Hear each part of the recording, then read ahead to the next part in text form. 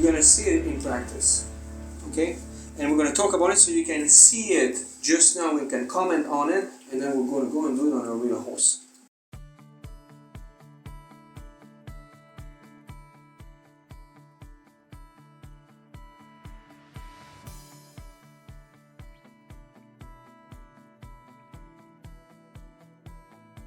Cleaning to start with. We'll have a look at that hoof. So, a fairly well developed frog, concavity in the sole. So when I see some depth here compared to ground level, I know that the pad of the front of the foot, the sole, is nice and thick. When there is no depth in here, you know that the pad here is going to be very thin and the bone is right very close to the ground. So then we have to be careful. But here we've got a decent pad at the front of the foot, a decent pad at the back of the foot. We can proceed to a maintenance trim and cut that nail nice and short. Here I'm bringing the knife. So I've already respected my two first rules. Didn't do anything to the frog, looks beautiful. Didn't do anything to the sole, it's beautiful, and I want it as thick as possible to maximize the comfort. So I go straight to my rule number 3, which is cutting the nail nice and short. I'm going to start with the knife and do the bars. You remember the bars, they are part of the nail. Little to be done. I just bring them back basically to the level of the sole, right there. Then I'm using the pliers instead of the rasp because it goes faster. I cut that nail nice and short. I bring it down to the level of the sole.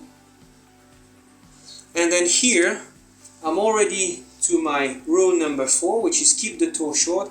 I make sure that I bring that toe back. So I don't let the foot migrating forward. You see the proportion between the length of the frog and the toe? So this is actually, I'm pretty happy with that, and the frog looks good, the horse is comfortable, he's got a nicely developed back of the foot. So we're going to maintain that, and I'm going to bring it back, not too much, but I'm going to basically keep the toe there, make sure it doesn't go forward over time. So that's just a maintenance trim. So do you remember when we were talking about, right at the beginning, we're going through some vocabulary, the wall, and then the junction between the wall and the sole, the golden line. Mm-hmm. You remember that? So when I talk about maintaining a short toe or bringing it back, I'm going to cut the toe all the way until I reach the golden line. And it's going to be part of the maintenance trim. So basically, if I bring it down, this is my hoof, this is my rasp, that's 0 degrees, that's 90, so right in the middle is 45. So first thing I do, I'm going to cut the wall, so vertically I bring it down to right above the sole, or at the level of the sole. Then I'm going to bring my rasp 45 degrees, and I'm going to create a nice bevel all around the wall. And at the toe, I'll make sure I bring it back all the way until I reach. If I'm just maintaining the toe where it is, almost into the golden line. If the toe is going too far forward, I bring it all the way into the golden line. If you're not confident doing that, ask the barefoot trimmer to do it. Okay. If it's too close to the sole and you start to be scared, worst case scenario, have you ever cut your nail a bit too short? It's not funny, but 3 days later you don't think about it. Okay, you're not going to kill your horse or cripple your horse for life by doing that. And why? Because you're not touching his pads. It will be way more dangerous, and that's the first thing most farriers would do. Oh, that frog, yeah, let's cut through it to give it like a nice look or a different shape. It's like, why? Why would you cut into your own foot when you know you need your pads in order to go around comfortably? So you've left the frog and the sole around, no changes there, it's just the nail. So even though we go short on the toe, the horse should still be the same or better after the trim, not worse. If it happens, it's worse. Well, if it happens to me and the customer is like, well, last time the horse was a little bit sore, I apologize. I put the horse on a red list that is very short. I say, okay, that horse will be conservative next time. And that's it. And very often, when there is a little bit of soreness after the trim, it's not because we've cut into anything sensitive, it's because the horse is not used to use this part of his foot. So if I make the changes too fast, it's like, oh my god, just like you when you come out of a cast after a broken arm, you have to go through some discomfort, sometimes through some pain to be like, okay, well, I haven't used that or not that much in a while. I'm going to have to go through a little bit of pain to rehab, and after a few days the horse is used to that contact with the ground again, and then he's fine.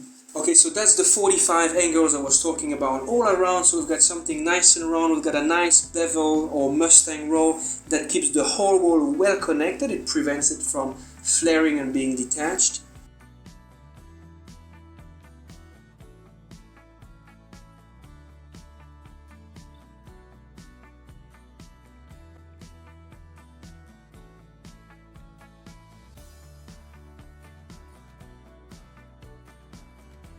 Here we're going to have a quick look at the toe. So right there, we've got a wall right there, we've got a sole there, and here's going to be the junction between the two. If this is the hoof that you look at, imagine it's a clock and 12 is in the middle. From 10 to 2, that's the toe. In that part, to prevent it from migrating forward, I'm going to bring it back all the way, basically, or almost in this case, to the golden line.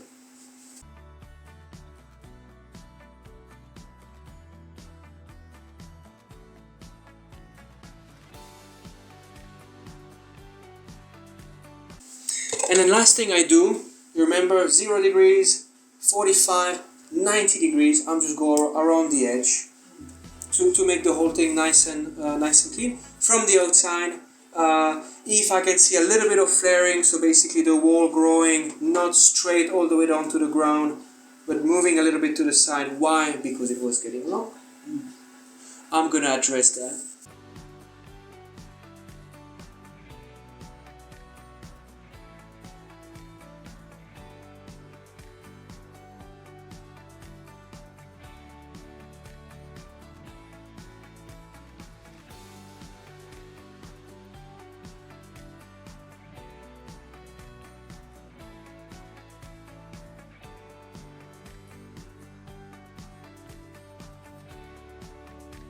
And we've got a nice and straight wall from coronet down to ground level. I hear a lot of like, oh, flaring. So when the nail goes like this, separation, oh, it is because the foot is not balanced. It's because of many very complicated reasons. I have only one explanation for flaring, and that is the nail is too long. The horse is not going to be able to get rid of that nail if it doesn't first separate, then splits, then break. So if your horse has flares or wings or what we call pancakes, the nail is too long. Here's another example. A basic maintenance trim, we go from this to this. Not much. It's a maintenance of the nail. And from another angle, we go from this to this. This to this. We're maintaining a nail short, clean, and as even as possible.